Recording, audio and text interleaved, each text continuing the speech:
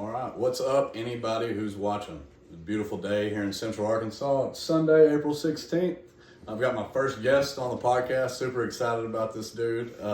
You might know him as Angry Patrick. He's a longtime radio personality on Corey and Patrick in the Morning on 100.3 The Edge. You've heard him on various voiceover productions. He's an author, an actor, a licensed wedding officiant, a skilled woodworker, a business owner, entrepreneur, stand-up comedian, dad, husband, so I'm privileged to call a good friend of mine, Patrick. Man, I don't know. Hell of an introduction. I cannot live up to anything. No, that's dude, terrible. I feel like I left shit out. No, that is terrible, man, for you to set me up like that, man.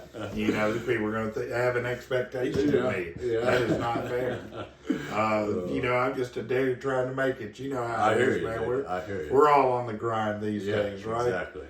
You know, I just happen to have a lot of side hustle. Yeah, dude, that's why I'm interested to talk to you, man, because that's something I've always appreciated about you, man. Well, Your thank you, entrepreneurial man. spirit, and I think I said in there, entrepreneur. Yeah, I meant to include that. If I did, you did. I didn't. I don't know that I heard them all. I started blacking out when it got a little long. Yeah, you know what, man? I've always been an entrepreneur. Since I was a kid, believe it or not. I used to throw a paper route when I was, I must have been about 13, you know, and I threw a paper route, and I noticed that people threw good shit away. Yeah. You know, right. Because I throw the paper out on trash day like any other day. Yeah. And I started thinking, well, man, maybe if I take that stuff and I, you know, clean it up or whatever, I can make money. Yeah. So I used to pick up stuff people would throw out. I'd have yard sales just so I could buy comic books. Yeah. That's what I was down to buy at that time. That was the motivation. Yeah, I was down to get that latest episode of X-Men. Right, you know? right. This big Wolverine guy. Right. And so that's you know, my dad was from the time I can remember ran car lots. Okay. So wheeler dealer was Yeah. That's who, you know, that was kind of in my blood to begin with, and it was just the way I did it. But then it kind of became necessary. Right.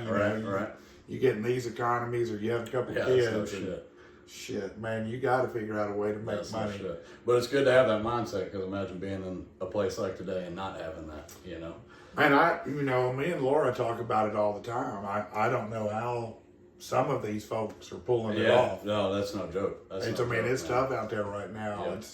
It's hard, you know, and I've been really blessed because, you know, some people just have one option to make a living. Right. You know what I mean? That's it. And I had simultaneous careers because I was pursuing my radio career. Right. But I was also in sales and management. Right. You know, and so I spent 25 years in sales and management until I made the full switch. Right.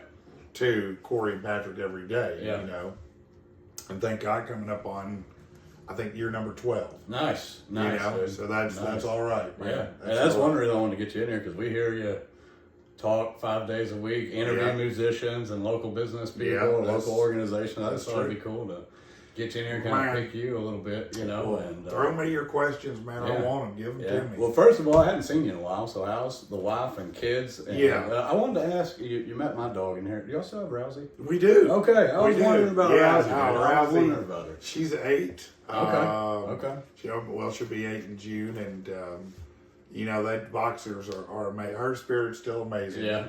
They make it 10 to 12 years, and we're hoping she gets the long side. Right. But she's doing great. Good. The kids are doing great. Good.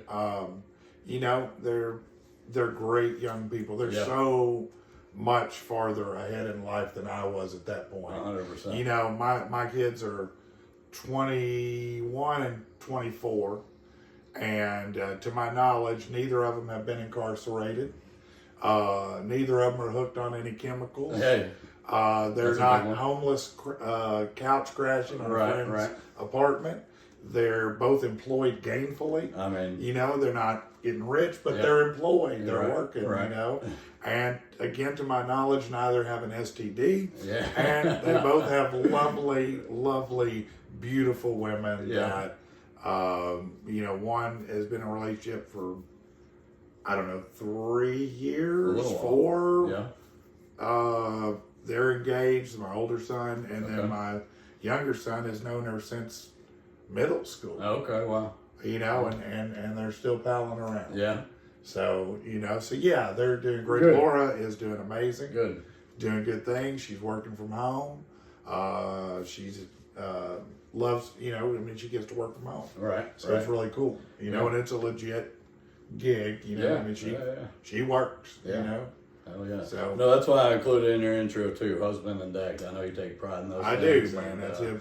it's evident too. That's really what I think the last time we seen you guys was a Christmas party at Sticky's. Oh yeah. Both your sons were there, and it's Yeah. honestly some of the things me and my wife said. It's like, man, I wish I had my shit together like these kids do at that age. You know what I Right. mean? Because they carry themselves like they're a little older, and they're so young. It's like, man, I did not carry myself like that. No, when I was me that. either, So man. it's a good example for sure. It's evident when you see them and meet them. So You know what? kudos on that. Thank you. Yes, sir. And I would be lying if I didn't tell you a lot of people have said something like that. You know, they're so kind, they're so mannerly, Right, they're so right. that, you know, whatever it may be.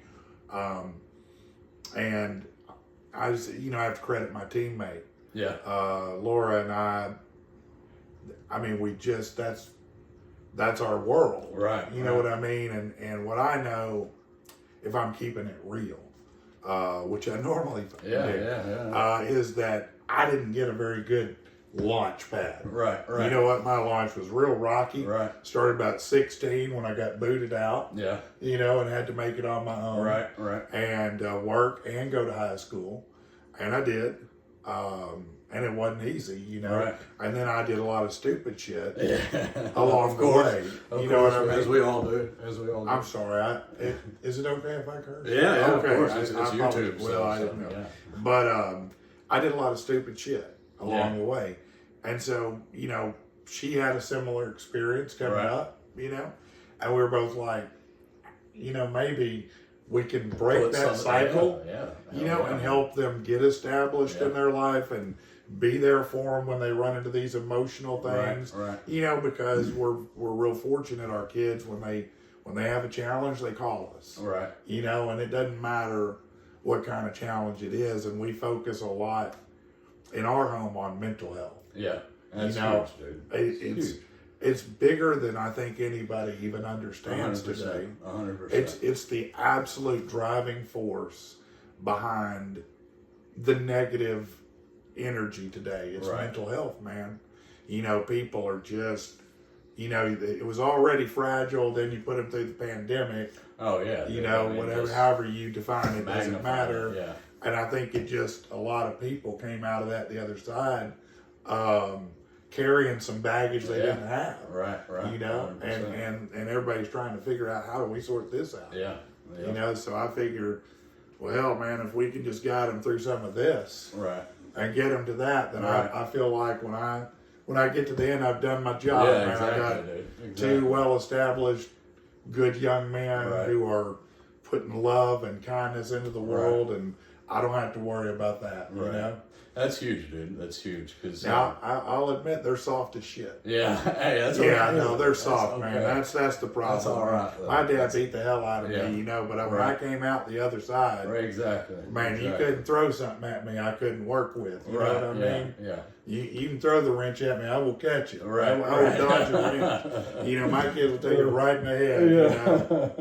You know? So we're working on that. Well, it's a good balance of it, you know. It's an exchange. Like, they might get a little more care and nurturing. Yeah, it's not undeserving, and it's a good problem, but it's a unique problem to the generation. For you know what I mean? For sure. But no, man, that's something I've always appreciated about you. I don't feel like I've ever just known you as an individual. I've kind of known your whole family. We're a tribe, man. Yeah, we are. Sure. We're a tribe. For sure. But yeah, man, just wanted to get you in here and pick at you a little bit. You didn't. You're a long-time Arkansas. Were you born in Arkansas? I wasn't, but you know, it's such a brief period. I really claim this as home. I was born in Norfolk, Virginia, and my mom moved here when I was under 2, somewhere around there. Okay. And then I grew up here. I went to elementary at Watson Elementary in Southwest, and then Cloverdale Junior High over on Baseline. and or Geyer Springs, really, but right near there. And then I went to Bryant. That's where I graduated. Okay, all right. And I did not go to college. I went right into work. Yeah. You know. Did you have a military career? I did. Okay, I did. so. I was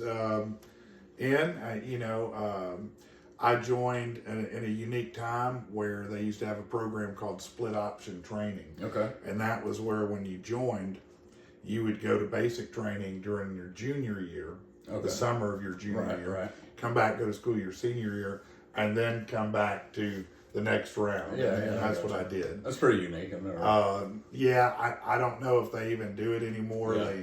They quit for a long time, but it was an interesting experience to say the least. Sure. I can tell you that it was an experience I needed. Yeah. I was pretty soft myself at that point, and it's one of those things you hate when you're there. Right. So bad. I mean, you just hate it, I mean, nobody wants to be yelled at, ran in unbearable conditions. You got to walk into a gas chamber full of tear gas, take your gas mask off consciously, identify yourself, your rank, your social security number, before you can leave. Oh, God. So you leave, you got snot running out, every orifice on your face is draining, you can't breathe, you're hacking, but it was really a great thing for me. Yeah. To realize I could push to the other side. Did you go into your senior year kind of cocky a little bit, maybe? I did go into my senior year a lot more cocky. I was going to say a little more confident. Yeah, absolutely, because put through the ringer. I've always been a thick stick. I'm not gonna lie. Yeah.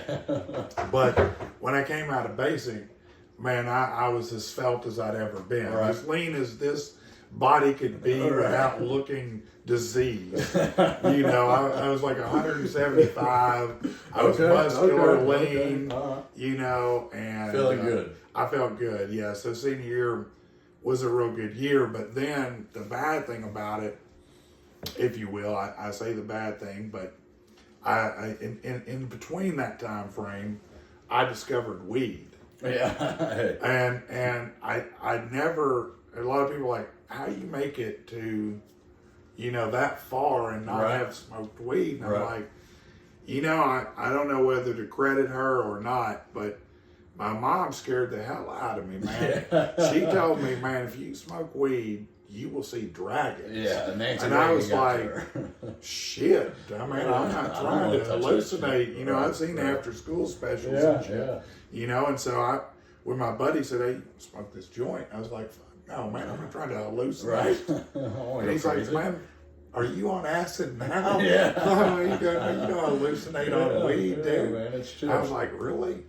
And so, then I had to, my mom told, so I wondered about everything else after that. And I was like, well, I gotta try all of it now. And so, but that took a little while longer. But I did start smoking weed, and I had to go back for school. And I thought, well, I've already tested that. They're not going to test me again. Why would they?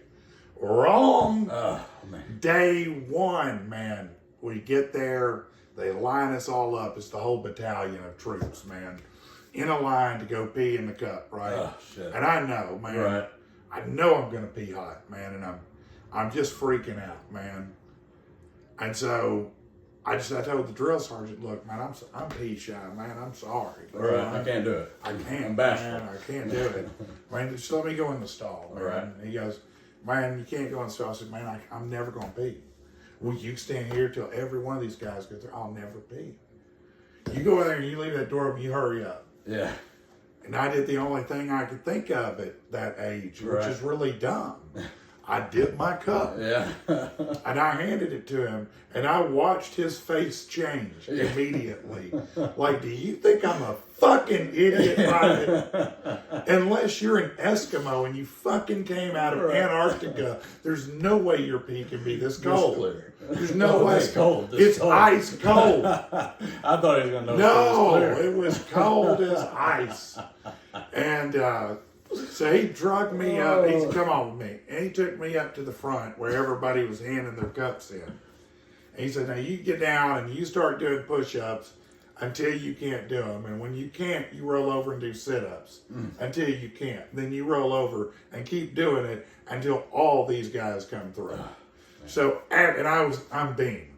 B, letter B. Yeah. I'm first. Right. Everybody's after me.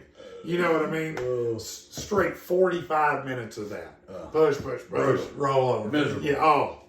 They never made me pee in a cup again. Yeah. They knew. They were like, "Yeah, he's paid enough. Let's go." Right. You know? Yeah.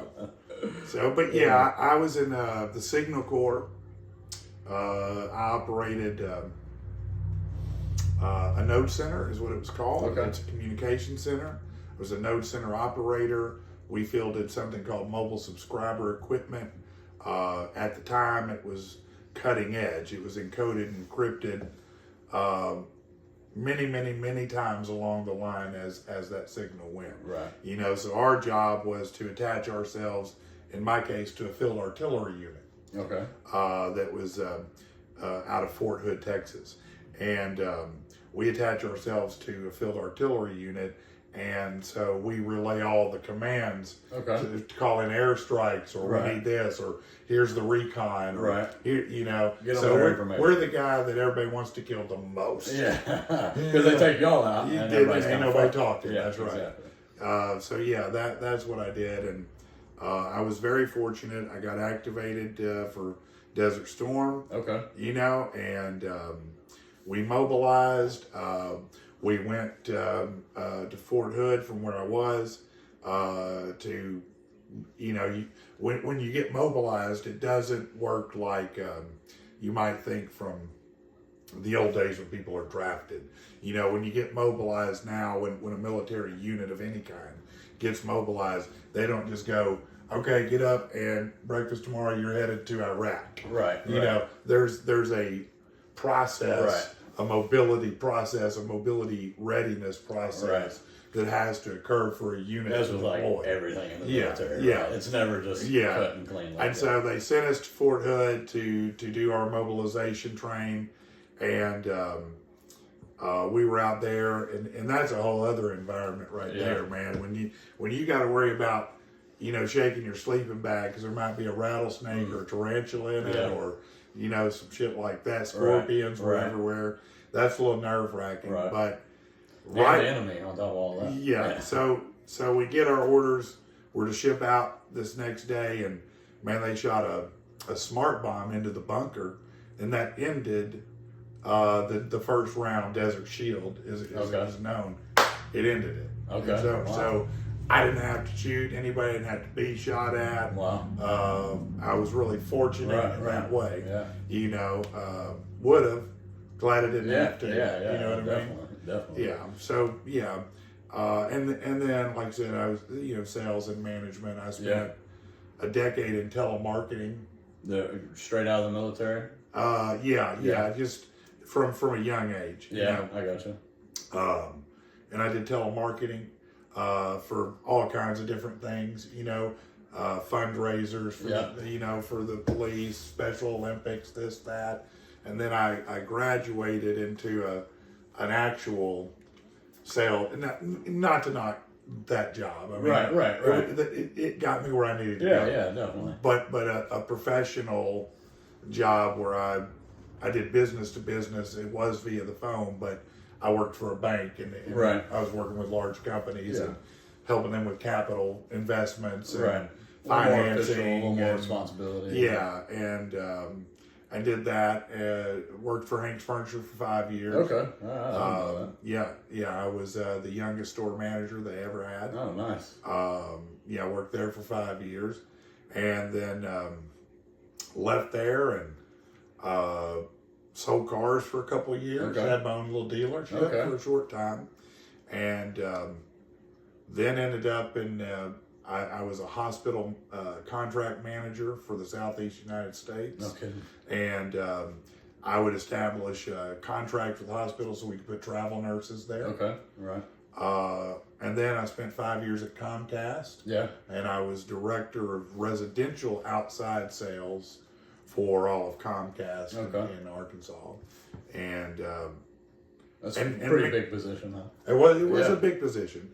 And then simultaneously I was building, my radio or my entertainment. That's what was career. my next, but had you done any stand-up at this point at all? Yeah, I'll tell you, the first time I did stand-up, I was 19.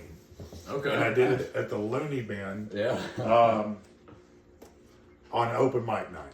Shout out those guys right now. I know they took quite a beating with this last round of weather. They did too. Yeah. They really did.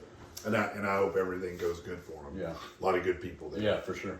So that was the first time I did it. Then I went a number of years before I went back. I just, life was life. Yeah. And it was kind of crazy. And so I'm trying to remember what year it was, but I've been with the show, Corey and Patrick, formerly Corey and Jay, since almost the beginning. The station we no longer speak of, which is, we'll speak of it, was Lick, was the name of it. That was it, Lick. Lick was the name of the station. What, 100.3? No, Lick 10. It was actually, I think, two different ones, but Lick 106.5. Okay. 106.3. I do hear people ask that all the time. Yeah. Like, what's the station we no longer speak of? The only reference it is that. Lick is what it was. And I did that in a way to punish the guys over there. Right. For what they had done. Yeah. That was a little bit of retribution to them. What year did it turn to the edge? Well, they left. Here's what happened, okay? So they had great ratings. They were killing it, Corey and Jay at the time. They were doing real good. Played alternative music. Mm-hmm. He knows what it was. It was an alternative rock station, but then it was just alternative. I mean, and when you say alternative in 99, man, it was everything. I mean, everything was in there. Right. Toss it all in. You threw it all in there. But some consultants came in and said, well, you're paying these guys too much money. And they fired them. Yeah. They fired them. Fucking consultants. They fired them. Ratings were great. Yeah. Well, the rule was they had to sit out. They couldn't do anything for 6 months.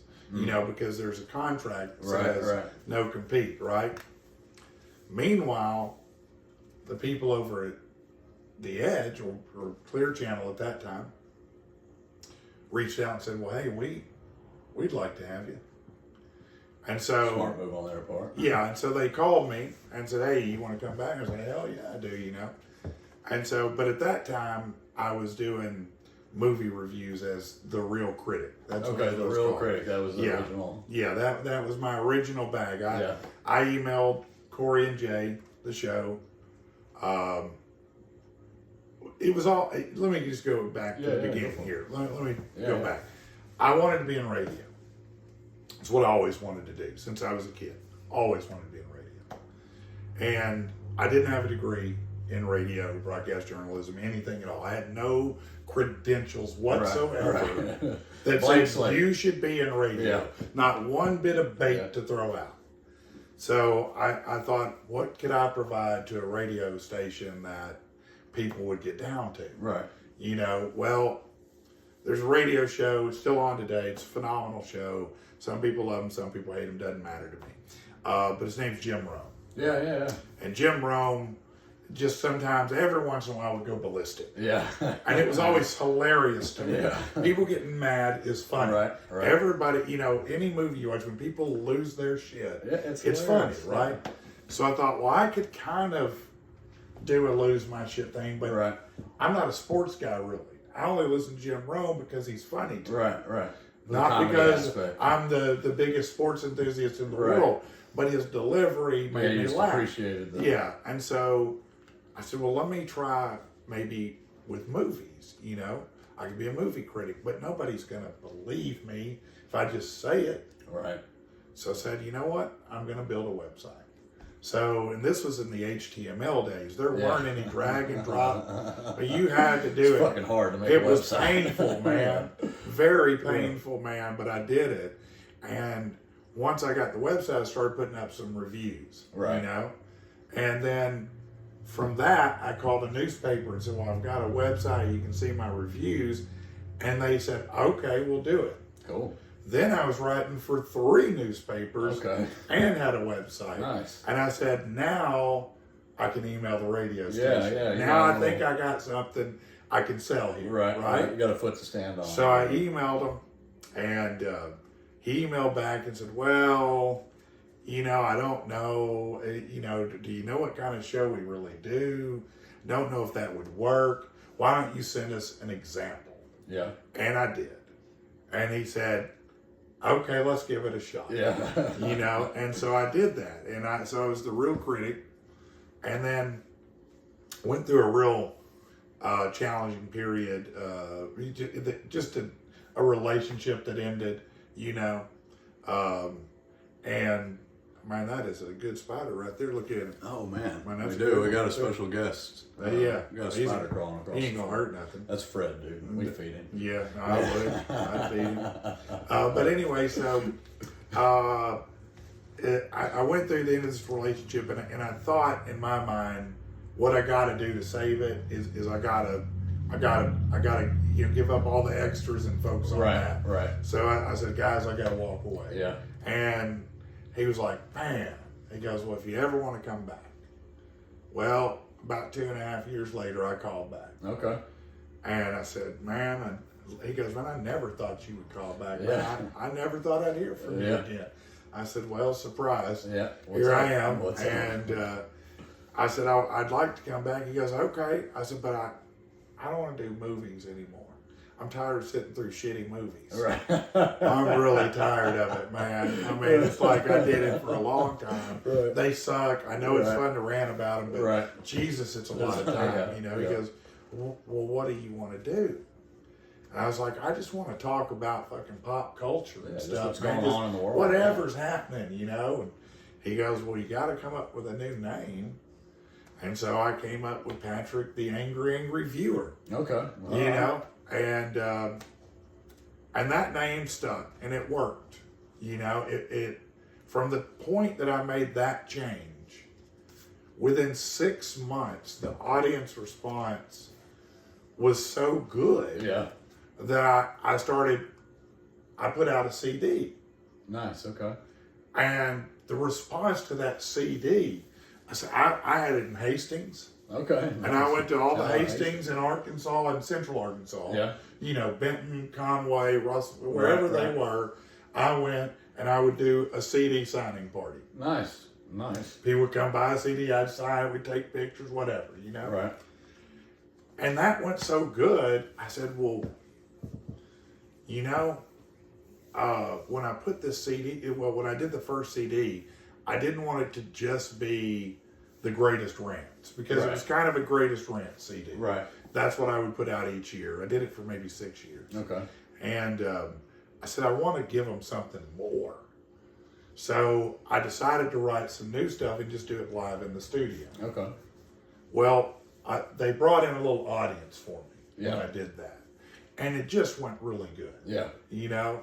And so I said, well, this CD has done so well, maybe I could do stand-up. Right. And I went back to the Looney Bin. Okay, back where you started. I did, and at the time it was God rest his soul, Jeff. He's passed away now. Yeah. But Jeff was like, man, you can do open mic if you want. And I'm like, man, but I do, you know, on radio every week. Right. I got my own CD. I mean, can I host? You right. know? And he's like, no. And that pissed me off. Now, in fairness, I don't know if he was right or wrong. Right, it doesn't even matter. Right. Because it pissed me off. And I said, well, you know what? I'll find somewhere to do it. Yeah.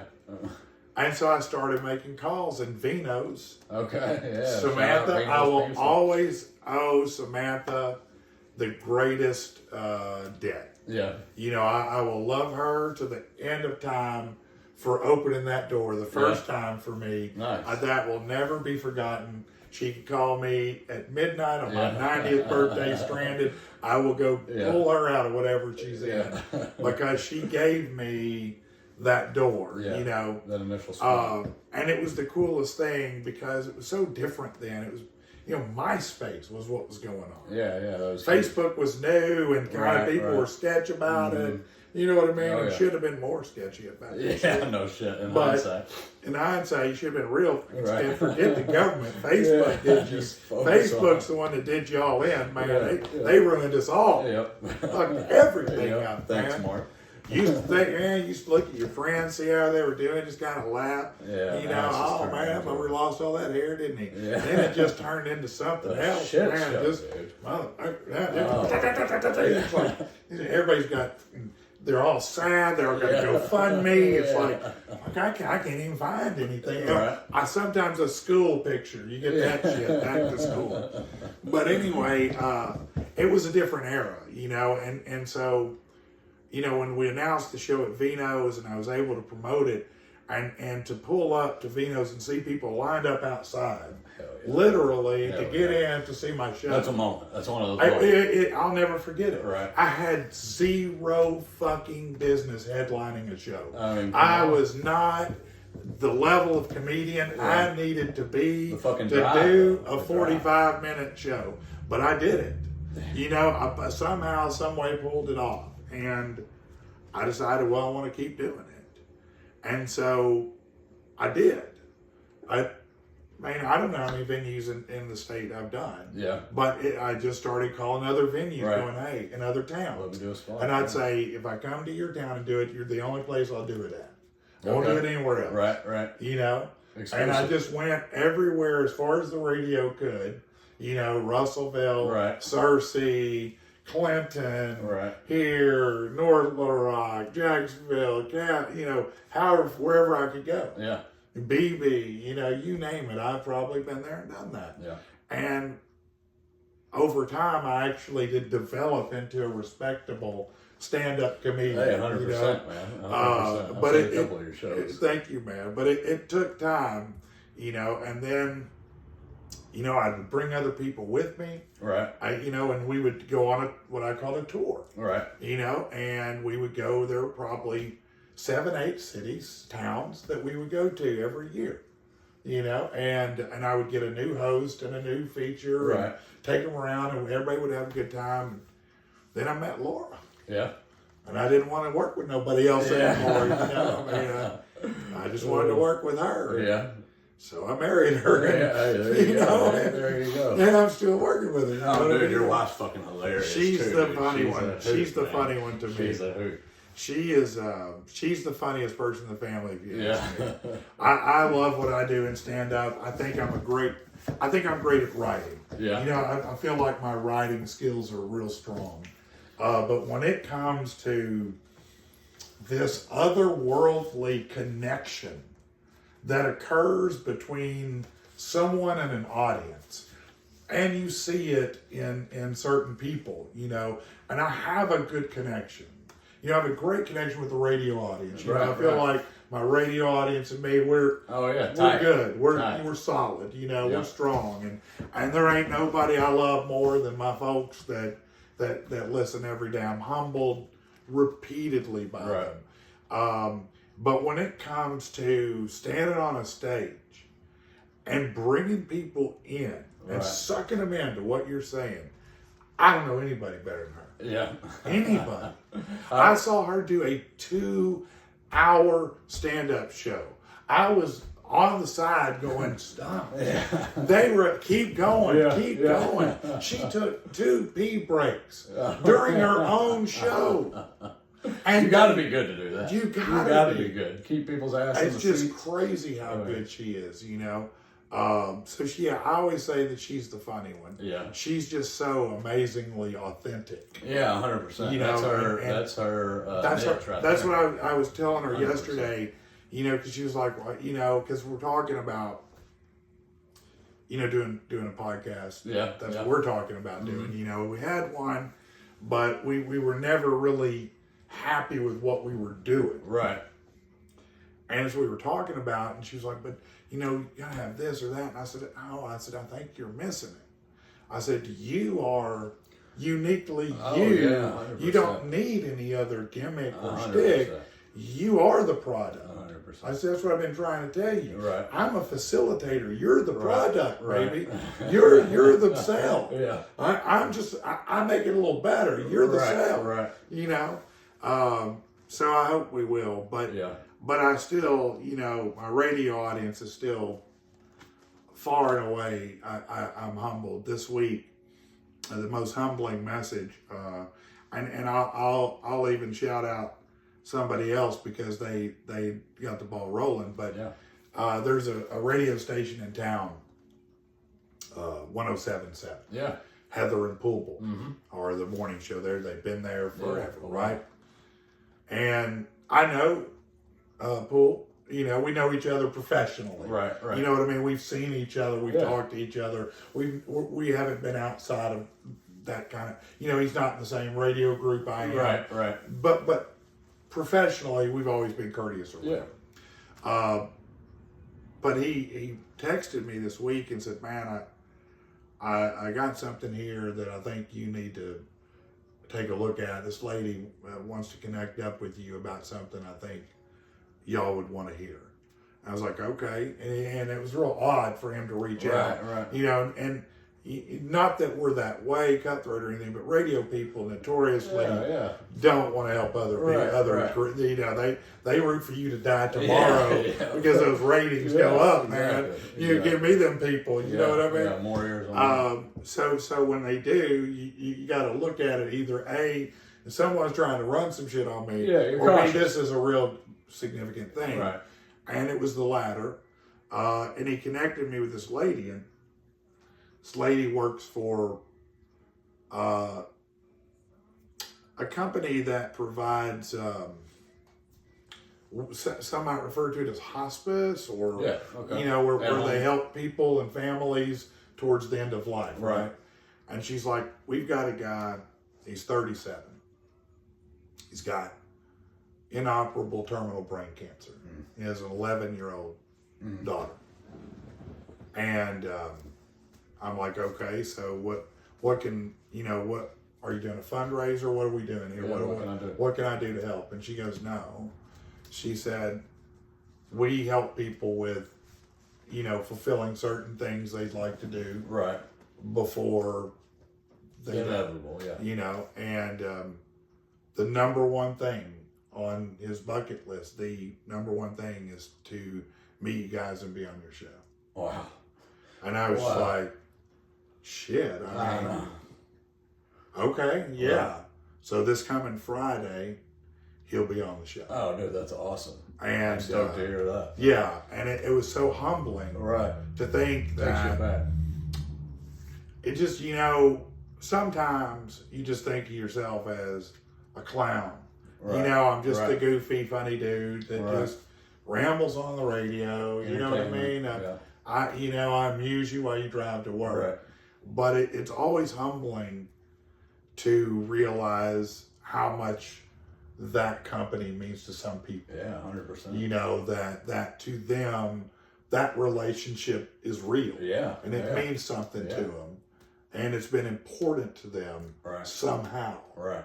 And I don't every day go to work thinking I do something important. Right. I often think I'm the luckiest bastard in the world. Right. I get to look up crazy stuff on the internet, talk about it, and they keep giving me a check. Yeah.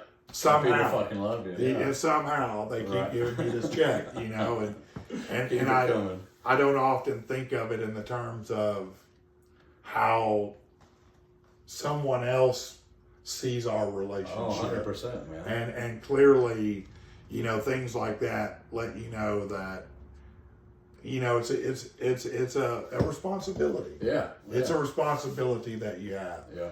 And the one thing that I've always tried to do, and I've worked really hard on it, and I hope I've done a good job.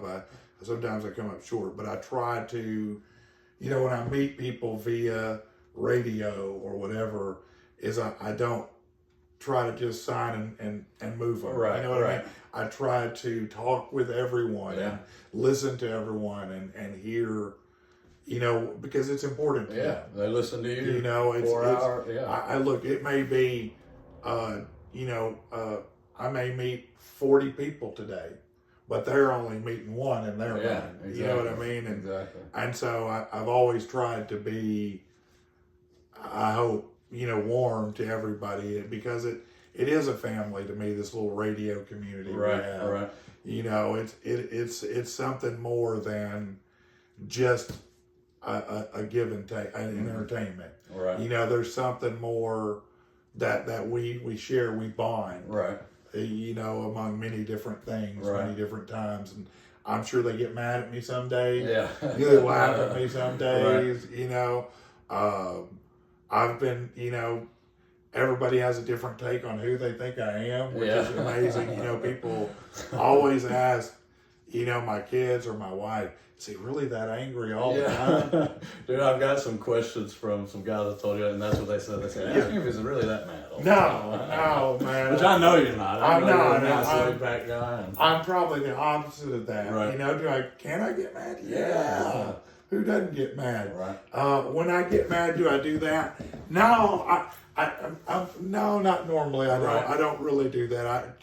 Probably I'll get real quiet. Yeah. And I'm probably going to start talking to you like this and say, I think maybe we're just a step too far here. And I want to dial that back before something goes wrong. Something shit hits the something fan, really goes wrong here. And I don't want that, and you don't either, right? Right. I'm probably not just going to nuke it, you know, but I will admit that is great therapy, though, once a week to be able to yell at the top of my lungs. It's great therapy for the listener. We don't get to just blow our fucking lid, you kind of do it for us. And I try to pick things that everybody can, get on board with. That's why I think you've done so well, is because going back to the personal relationship with fans, I think you hone that well, and what pisses you off pisses everybody else off. Like, know what you're ranting about, it's irking people right then, and they're waiting for you to talk about it, wondering, is he going to bring this up, and just as a fan, I think you've done an awesome job with that personal relationship with the fans, because whether I've met people in radio or TV or wherever, I have met those guys or gals or personalities that's like, you don't quite appreciate our relationship as much as I do. It's easy to 100%. provide that feeling if you're inattentive or if you're trying to blow through it, but because you are an intimate part of people. I mean, people are driving to work. Yeah. They got their own life fucking problems. They're arguing with their wife or their kids. Their wife's all kinds of shit on their way to work. And you're the escape for them. That's intimate. That's fucking intimate. No, you're right. It's very intimate because it's you in the car and probably me. Yeah. And I'm saying something that hopefully is a pressure valve that alleviates some of that, or it takes your mind off. I mean, the really awful, terrible, I love that. I feel like that's great to listen to in the morning because it's like, however shitty your life's going. Yeah. These fucking, it ain't that. Yeah. It ain't that, is it? Exactly. It ain't that. It's perfect to hear in the morning, though. Yeah. It kind of gives you perspective. It's I feel to this day blessed every day I go to work doing it. I hope that I can keep doing it for a long time. I hope people continue to enjoy it, and I'll continue to do it as long as they enjoy it. I never want to overstay my welcome. Yeah, I don't think you'll have that problem. I just want to, be that comic relief, be that voice, that guy. Sometimes I guess we get, we can and do get serious, and I will be serious, but I much prefer to be a clown. Life's too serious as it is, man. I take a sick joy out of the Wile E. Coyote Roadrunner game me and Corey play. Yeah, dude, as do we. And it's a sick game, and I'm always putting him in something, and he's always trying to wiggle out of it, and it's my great pleasure. It's fun to listen to. And one day, whenever you know, maybe it'll be Laura doing it. You know, down the road. Dude, that'd be. She's done the guest spots on there before. She is my go-to people guest. Love it, dude. People love when Laura's on. I'm telling you that there is no doubt in my mind that that's true. Yeah. You know, that's probably I personally look forward to it. I know it. I know from when she started doing guest hosting with me, doing fill-in, the way the audience responded is what really pushed me over the edge to knowing that, you know, some people just have that X factor. Right. And it's not about they worked for it necessarily.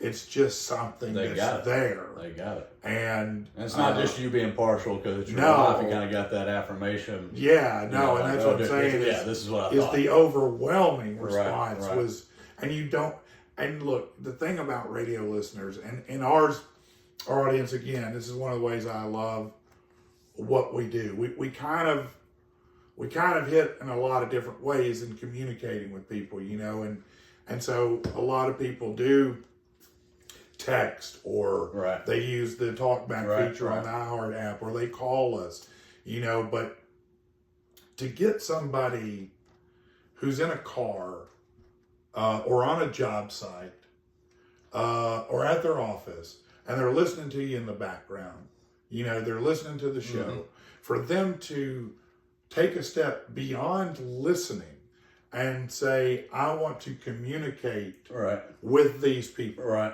It says something. It's a great thing, you know, because then you're part of something, right? And that's a chance to create an ambassador. Right. That's the chance to create somebody who's like, I'm part of something. Yeah. I'm not just a third party here. Right. I'm involved, you know. And to get people to make that move, to take that step, is no small feat.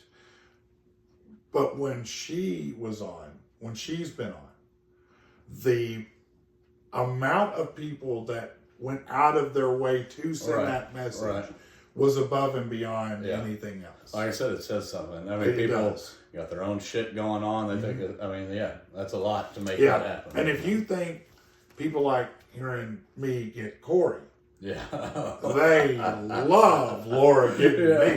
There's nothing they like better than seeing me take it right on the chin from a Laura kick, you know, and she's so fast. Yeah. She's just lightning fast, man. Yeah. Just shreds you. Wow. Yeah. You know.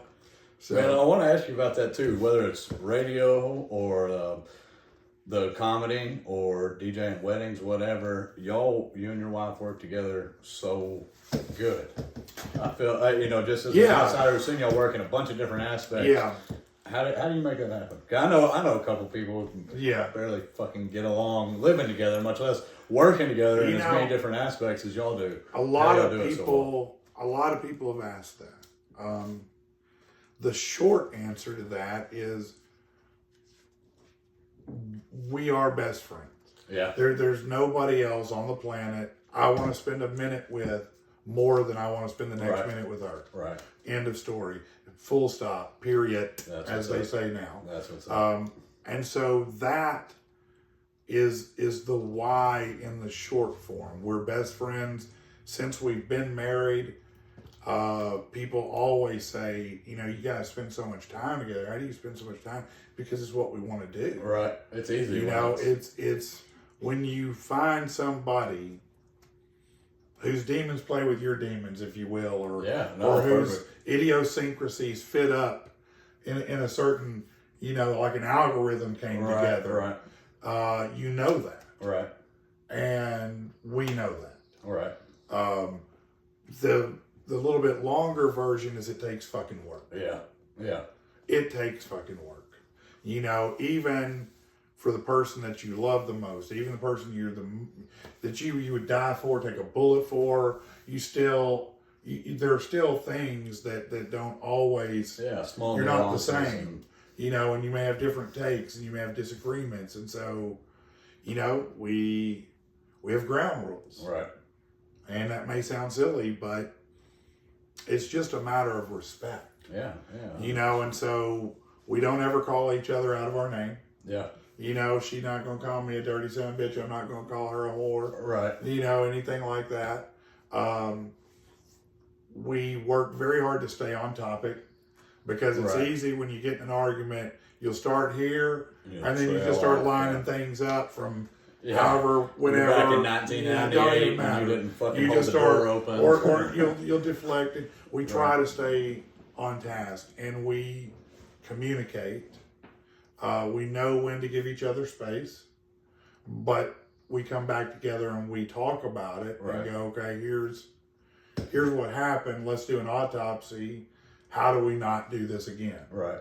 You know, and that is a rinse and repeat thing. Yeah. Throughout the entire history of our relationship, we have worked for it because it is work. It's, man, especially now with the internet and look, I mean, I'm a huge music fan, right? I love music of all variety. I do like some country. I'm not a big country person in general, but I like everything. I love rock. I love old rock, new rock, metal. I like jazz. I like pop. I like, hip hop, rap, all of it. I can tell you that now, relative to when I was young and you would hear things in songs, like I remember the day I realized that ZZ Top Pearl Necklace wasn't about going to Jared's or something. You know what I mean? I was like, I didn't even know. I didn't even know, but now it's not real subtle. Right. It's that wop, you know what I mean?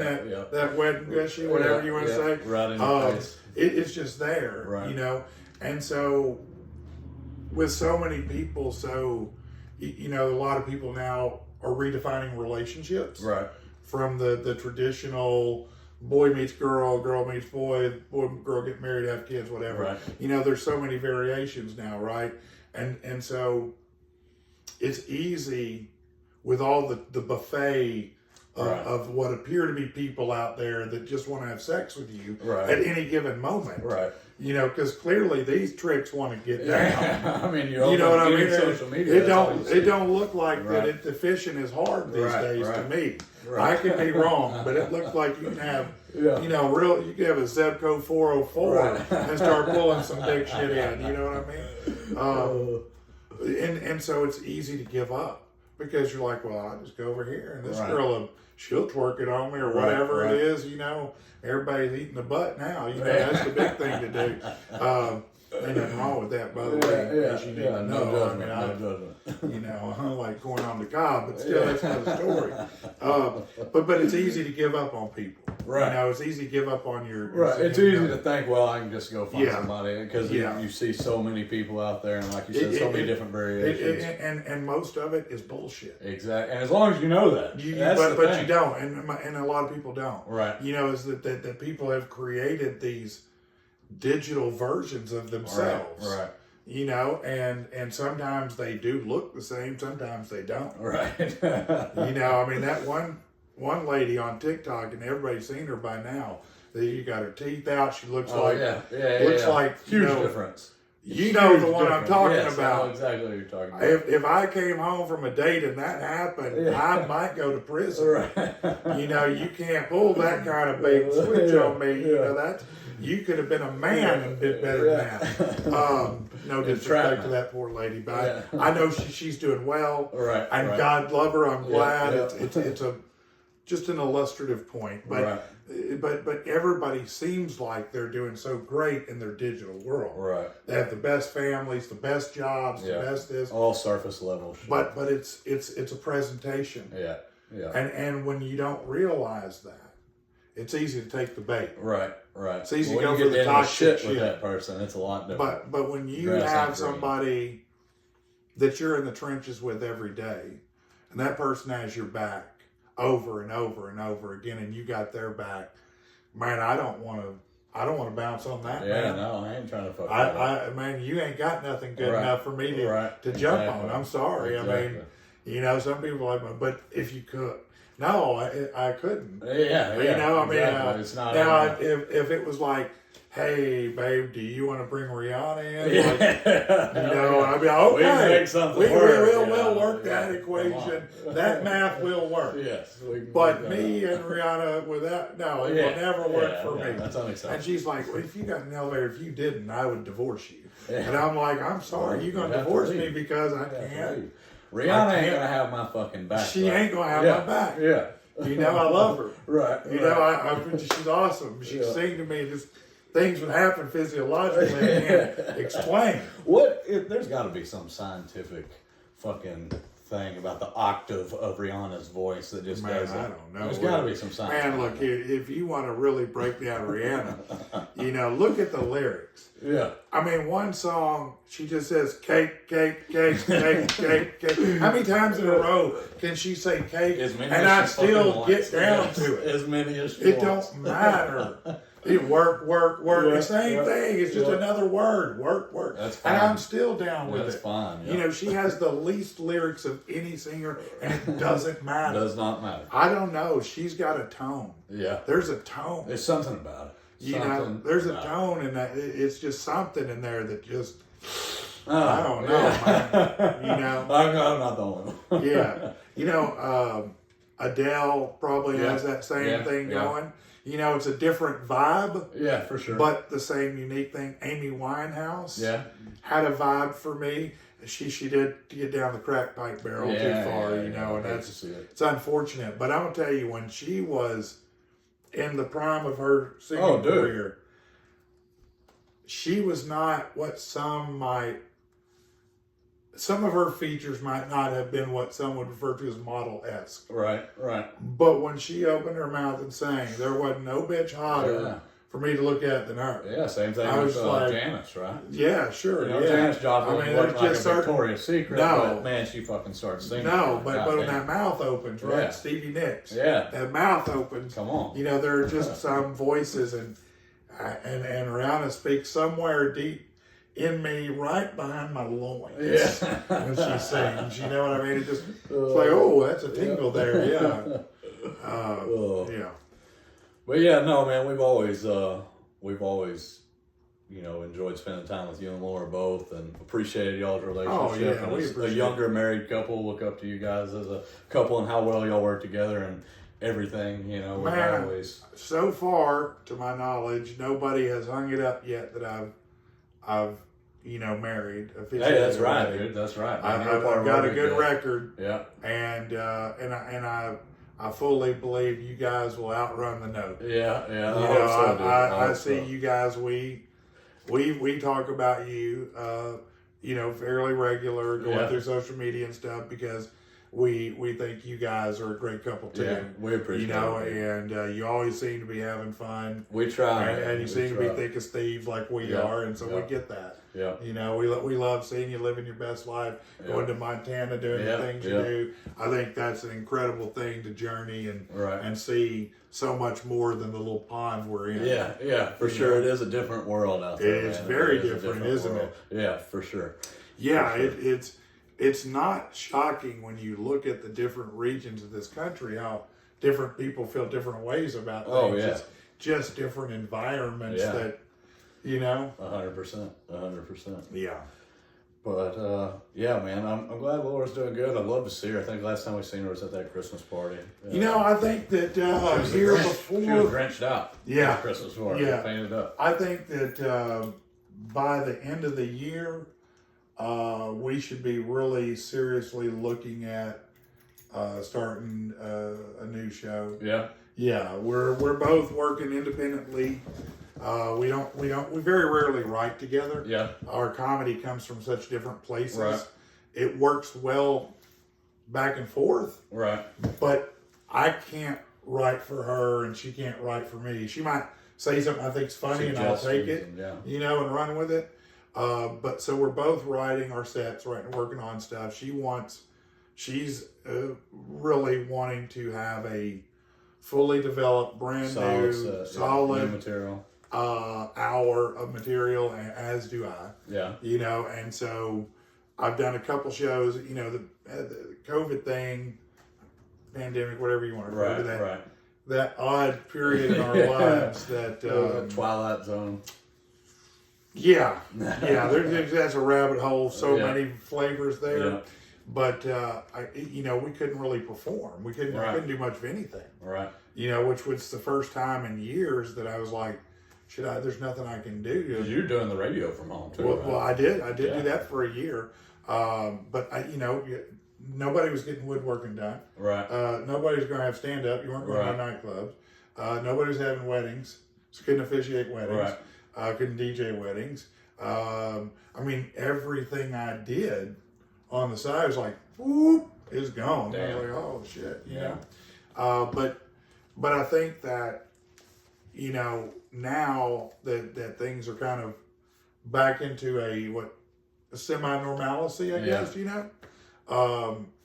We're ready to get out and really do something. Yeah. Well, I'm excited for that, dude. Yeah. I'm stoked for that. I'm hoping that you know, if we do it right,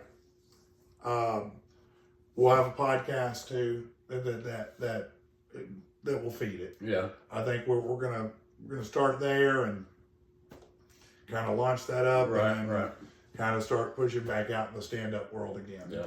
You know, with something different, a different flavor. Yeah. We want to come at it an unexpected way.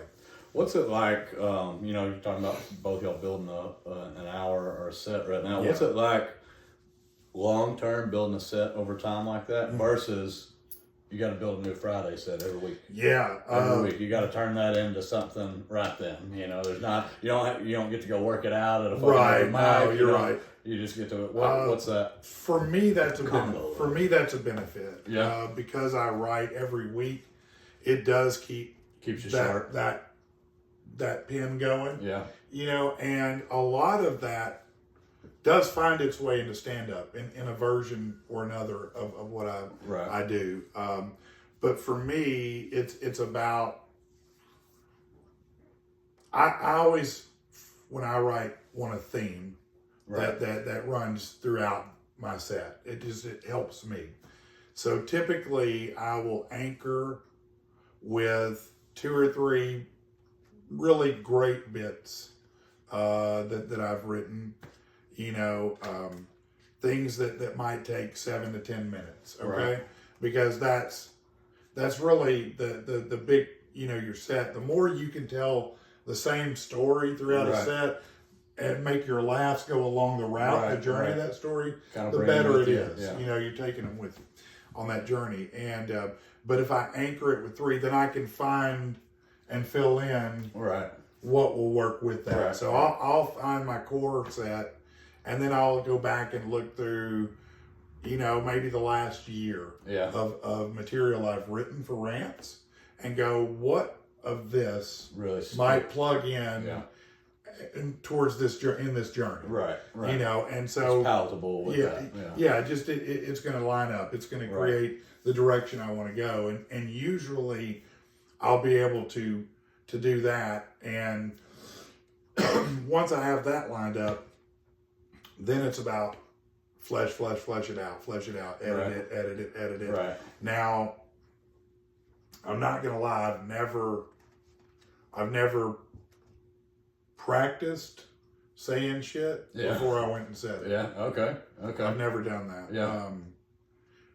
Maybe I've read it a couple times before I went on stage. I've done that a few times, but I've never stood in a room and just started doing a set. Right. You know, like in front of a mirror. And some people say that's a good idea. Probably is a very good idea. Yeah.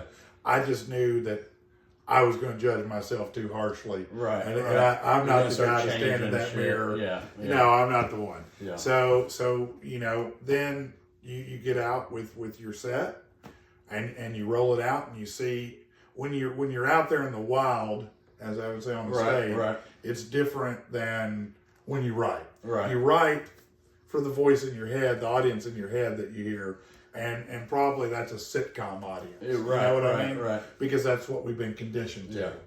Yeah. But when you're out in the wild, the audience may love something that you thought was almost a throwaway. Right, dismissed. You know, it was something I just ad-libbed. Right. When I was walking up to the bit, I threw that out there because it popped in my head, and they loved it. Right. And then you make it to something you thought was a crusher, and it's just like, oh, right, okay, yeah. You know, so once you get that material and you get out there in the wild a few times, right, then it helps you kind of hone that. You find out, where do I need to put some glue and stick more in that, you know, because sometimes if something's funny, you can stretch it out. Right. You can milk it. Right. You know, get more out of it. Oh, yeah. You know, and if something's not working, how do I cut that shit out, or can I make it better? Did I just miss the mark? Right.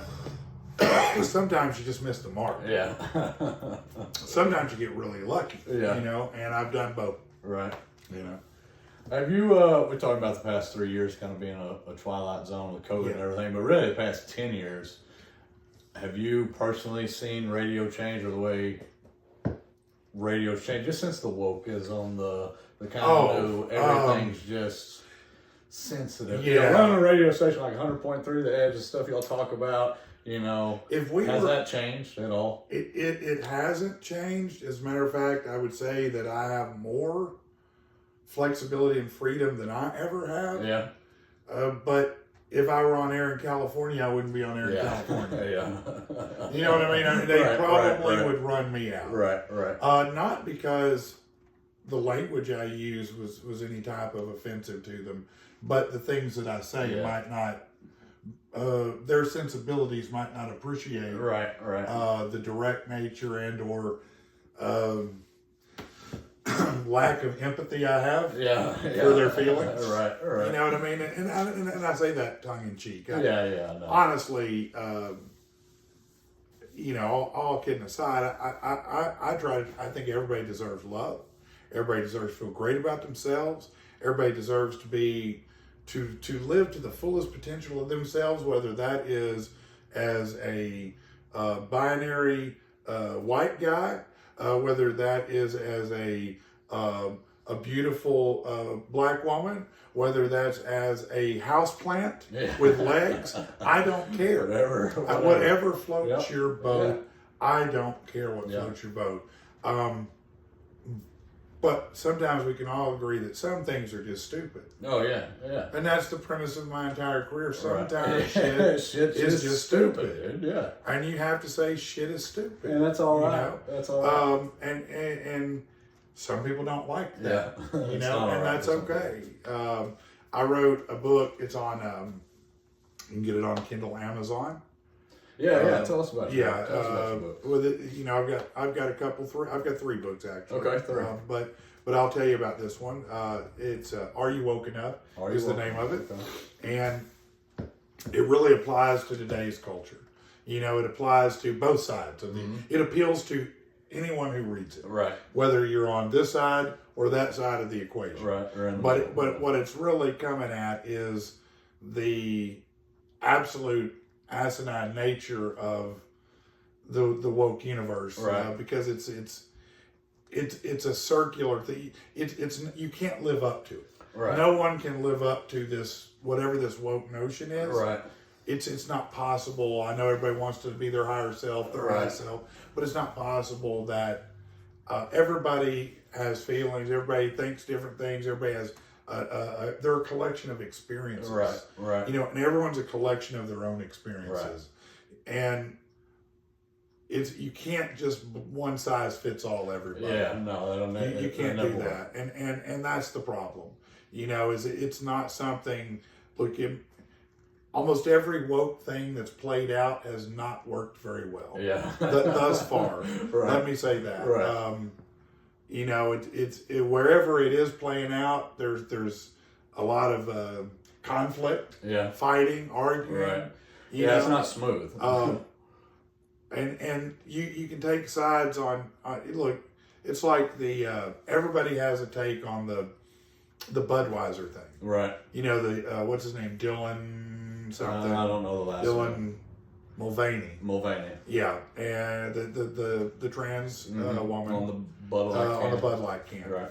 And Kid Rock was fucking pissed. Very high, very high. Many people were pissed. Yeah. You know, and again, everyone has their own journey. This is one of those things where I was telling Laura the other day, I literally have friends who sit on either side of the equation. To me, I never gave a shit what was on a can or a bottle, as long as what was in it got me drunk. Yeah, right. That was the only place I was going with it. You know what I mean? So you could have put Willy Wonka on there, Powerpuff Girls. Yeah. I didn't give a shit. Right. Okay. So, and for the record, I think in my life I have met 1 or 2 trans people. So while a lot of people seem to get burred up at whatever their request is, like, I mean, how many are you running into every day? Is this is this changing your life every day? 100%. Or like your pronouns are all your pronouns all fucked up today, or about, right. You know, and but on the other hand, right? Yeah, balance. I don't know what that has to do with beer. Yeah, I don't know from a marketing perspective. Exactly. If I'm running a company, I don't understand where you're going with that, because that's not your audience. That's not the DNA of what you've cultivated over your history of brewing, right? So I feel like they waded into something that they didn't have to. Right. They were doing fine where they were. Everything was going good for Budweiser, to my knowledge. Yeah. I mean, to my knowledge, they sell a lot of fucking beer. Yeah. You know, they've been around a long time. Everybody knows the Clydesdales. Yeah. Everything's good. Yeah. Everybody likes you. Keep rolling. Right. So you put yourself in the middle of something from a marketing perspective that is a real gamble. Oh yeah, for sure. A real super gamble. And you shouldn't be shocked that some people have responded a type of way to it. I don't understand, you know, any hate, but I do understand that when every form of escapism we have on the planet, right? Music, movies, shows, sports, TV, everything, the internet, streaming, broadcast, anywhere, when every single thing you look at, they start pushing these things, whatever they may be. Yeah, whatever. I don't care what side of the equation, who you're from, where you're at. Right. When you start just browbeating people with it, you're going to generate a negative response. Yeah. And that's what they're doing, you know. And here's the thing is, whenever Caitlyn Jenner emerged onto the scene, right?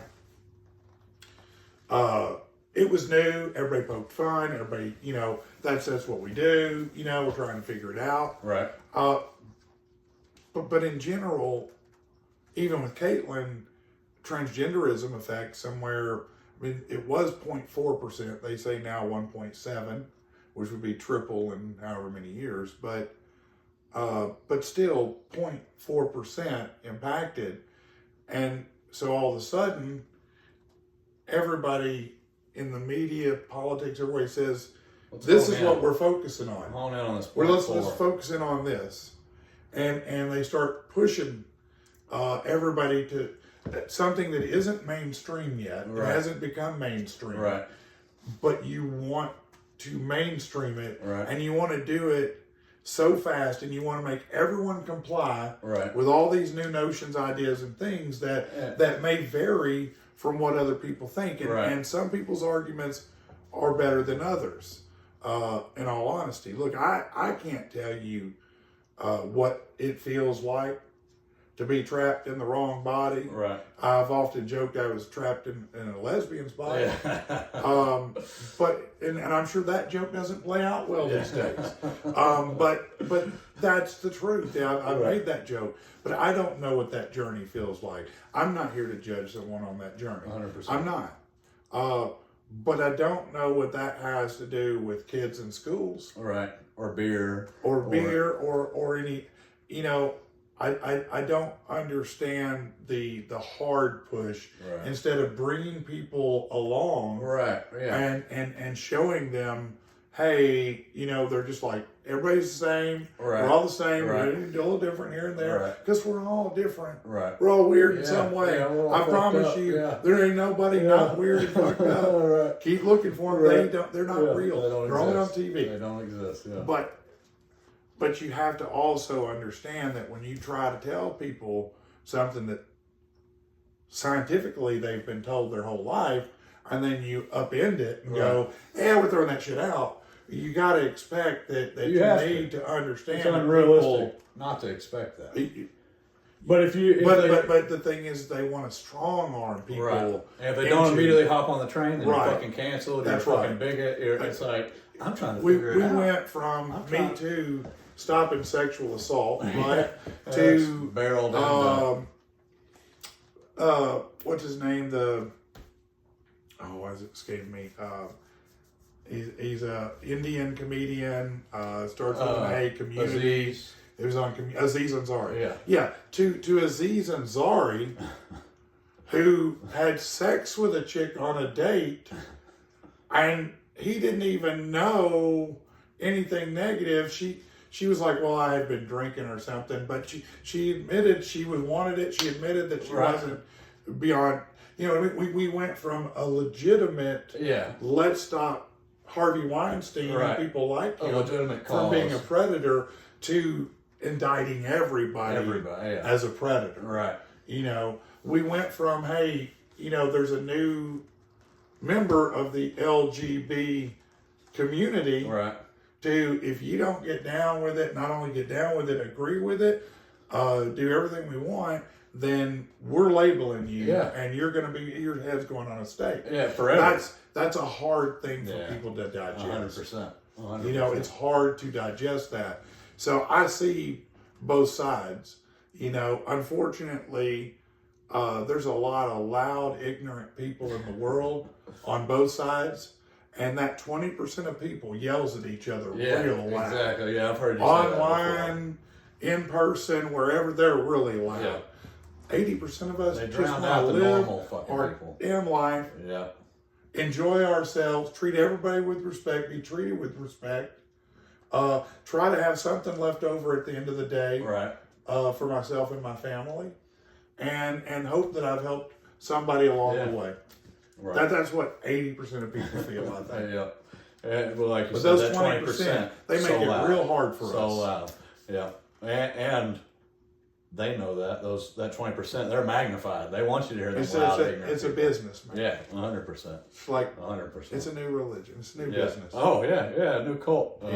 Whichever way you want to spend it. Yeah. Yeah.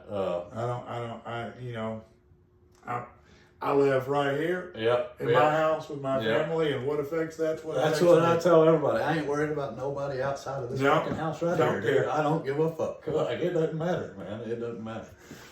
Man, we were talking about just how radio's changed. I was talking with a friend yesterday just about the impact of like shit like the iPod or the MP3 player. Mm-hmm. I feel like there used to be kind of a magic, not about radio specifically, but just about music. If you heard a song on the radio, it's because the stars are lined and the DJ played that song at that time that you needed to hear. And now you can just, if you want to feel a certain type of way, you just go and pick your fucking song. Yeah. Now there's pros and cons. The internet again has changed the world in good and bad ways. Yeah. The good news is you don't have to hear that song you hate anymore. Yeah. You don't have to hear it if you don't want to. You can click past it. Yeah. You can not play it. Right. You can do anything you want. You know.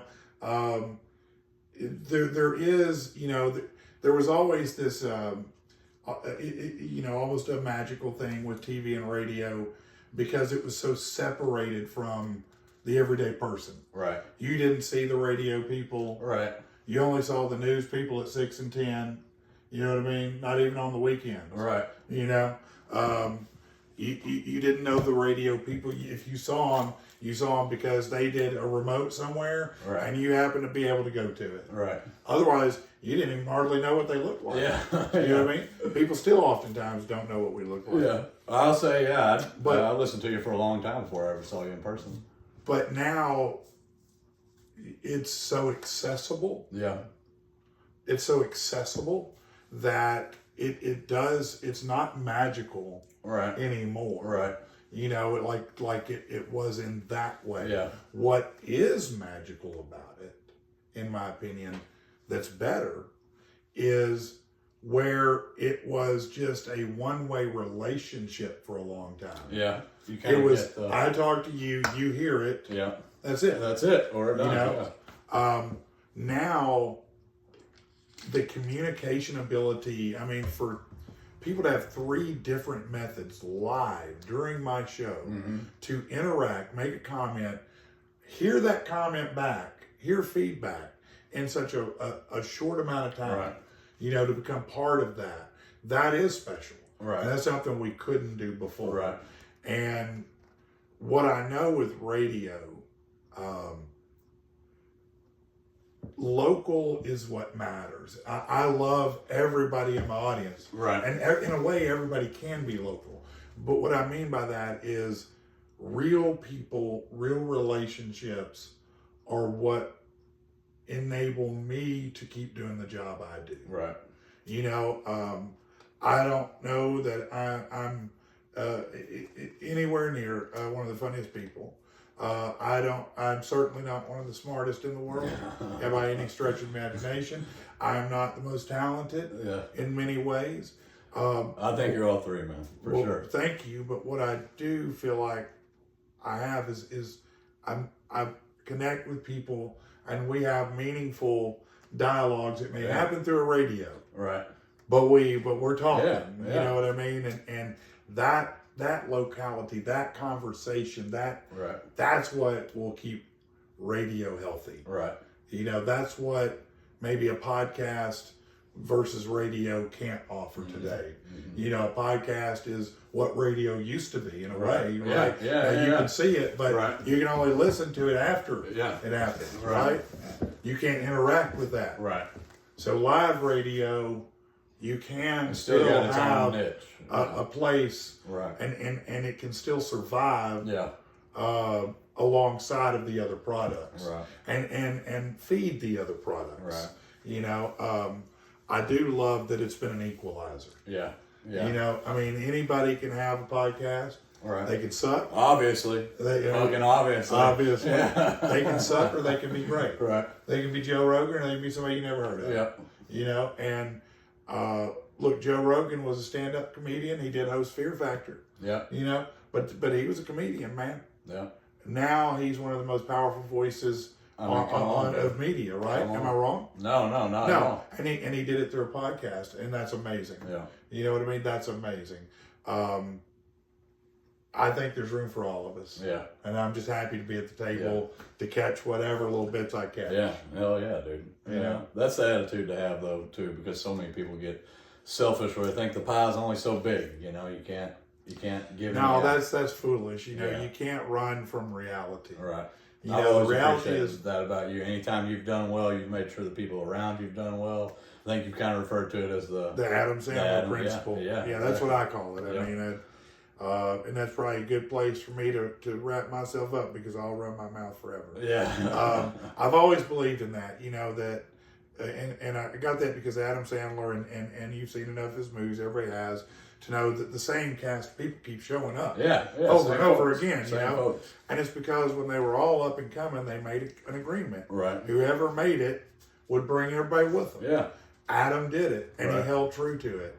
And he brought them with him. And I've always believed that we're so much better lifting each other up than trying to climb up on the back of somebody else and look at them down there. You know, when we lift it together, we've done something that we share. And that is awesome. I've always appreciated that about you, man. I appreciate you always helping me out with my business, you know, shouting my business out or doing this. And a funny thing I did want to ask, we kind of talked about just on how the current state of the world and how stuff kind of used to be. Danny Townsend. Is that name? Oh, yeah. You're really blowing my mind here with that name. Yeah, no, I know. Danny Townsend is probably one of the more fundamental human beings that ever existed in my life, man. And I got nothing to hide about Danny. I'll tell you this. I was in third and fourth grade with Danny Townsend. Went to Salem Elementary with him. And Danny was quite the talented artist. Yeah. He was quite an art student, if you will. And so, being inappropriate boys who like girls, we would both try to draw pictures of what we thought girls looked like naked. Right. And pre-internet, baby. Pre-internet. You couldn't just hop online. You couldn't just look at it. Look at whatever you wanted. So we would get out there at recess, and mine would look like, something South Park would have drawn. And his would be like something that belonged in a magazine. I was like, can I keep this? Do you mind, Danny, if we... So we were friends in third and fourth grade, really close friends, and he was a cool dude. But how do we triangulate this? Really, I just heard you talk about it one day, and I just related to that. I was barely born before the internet. 92. But I related to that so much because we had a nudie drawing guy in school, Benny Billings. Shout out Benny Billings. But yeah, people would get Benny. You fucking inspired people, Benny. Dude, yes. You inspired people. Benny was smart though. Benny was fucking smart. What he would do, making money on it. He would not. I think maybe people give him a couple bucks a drawing, but he would draw the lady in a way, right, that if you flipped it, it looked like something innocent. Yeah. I specifically remember him drawing a lady where it looked like a lady laying down this way. You turn it this way, it looked like an alligator. That's pretty So awesome. the teacher had no fucking clue about it. We just turned it one way or another. Well, that's an upgrade. Yeah. That's an upgrade. We didn't have that upgrade. No. Oh, I got caught funny. one time. I'm just going. Yeah, let me close here. I was in fifth grade. Miss McDowell was her name. My teacher, Miss McDowell. She bought one of those things I got out of the trash, matter of fact. Yeah. It was a nice teapot that I cleaned up. But anyway, I was in her class and I passed a note to somebody. She saw me. And so she beelined over, snatched it out of her hand. I knew I was toast, man. Yeah. I knew it was over for me. It was trouble. And she took me out in the hall, called the principal down, and he looked at it, and he turned away because he started laughing, But you ever heard of the candy lemon heads? Yeah. I drew the exact replica, except they were rectum heads. Oh. I got licks for that. Yeah, I'm sure. But he laughed, and that's all I needed. It didn't even matter. He gave me a lick because it was I made him laugh. Hey. And I was like, "That's the shit right there. Right. That's what I want to do. Ever since. That's what I want to do right there." Oh man, dude, I appreciate you being here again, man. Man. It's always fun to talk to you. Good excuse to talk. Always a good excuse. We need to get together more often. I am going to close on my podcast. It's springtime, weather's getting good. Motorcycles are out, so look twice, save a life, watch for motorcycles. And also want to touch, if you or anyone you know suffering from depression, National Suicide Crisis Hotline 988. Shout out to my brothers Raphon and Redmond. Much love to you guys as always. Thank you again, dude, for being here. Man, can't thank you enough, bro. You're a good friend. Glad to talk to you, and thank you guys. I'll be back on next sure. time. Yeah, definitely.